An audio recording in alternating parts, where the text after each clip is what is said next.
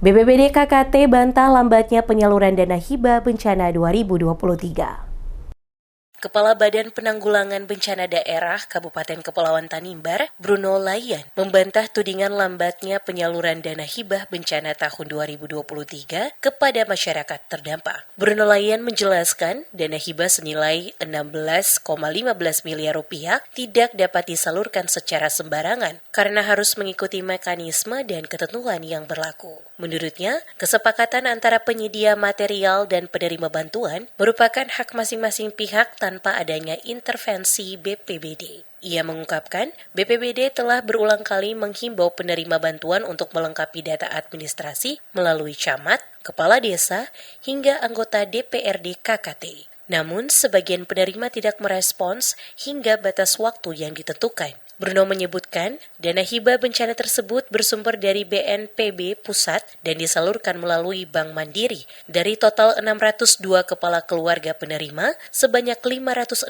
telah direalisasikan, sementara sekitar 40 kepala keluarga belum menerima pencairan. Penerima terdiri dari 42 kategori rusak berat dan sisanya rusak ringan.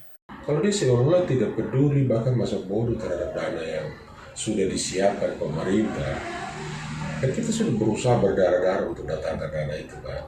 Proses untuk dapat itu juga tidak mudah. Mereka itu cuma datang dengan data, lalu mengikuti prosedur dan mekanisme sesuai dengan persyaratan administrasi kan selesai.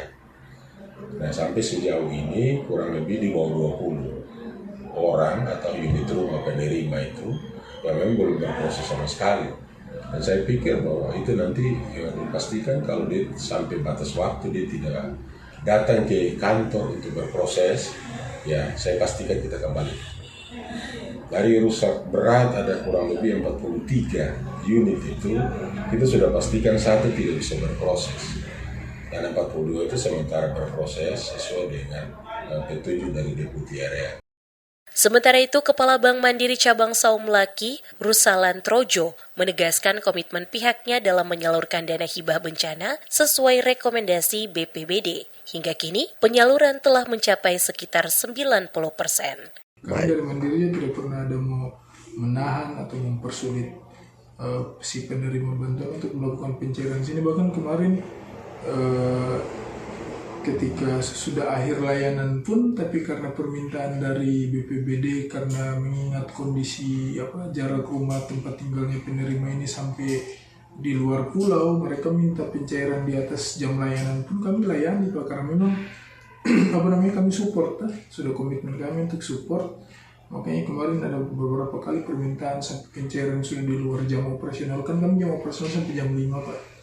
Pencairan sampai jam 7, jam 8 itu tetap kami lakukan karena memang mengingat permintaan dari BPBD untuk dilayani nasabah-nasabah yang sudah jauh dari Wunla sana, dari Warla Bobar yang sudah di sini, sudah datang di Somlaki sudah 2-3 hari begitu Pak. Jadi kami tetap bantu. Namun di lapangan, wartawan DMS Media Group menemukan dugaan penunjukan supplier tanpa dokumen legal dalam penyaluran dana hibah tersebut. Sejumlah warga terdampak bencana mengeluhkan sikap oknum ASN BPBD yang dinilai mempersulit proses bantuan. Para korban menyatakan akan melaporkan dugaan tersebut kepada aparat penegak hukum serta mempertanyakan keterbukaan data penerima bantuan yang dinilai bertentangan dengan Undang-Undang Nomor 14 Tahun 2008 tentang Keterbukaan Informasi Publik.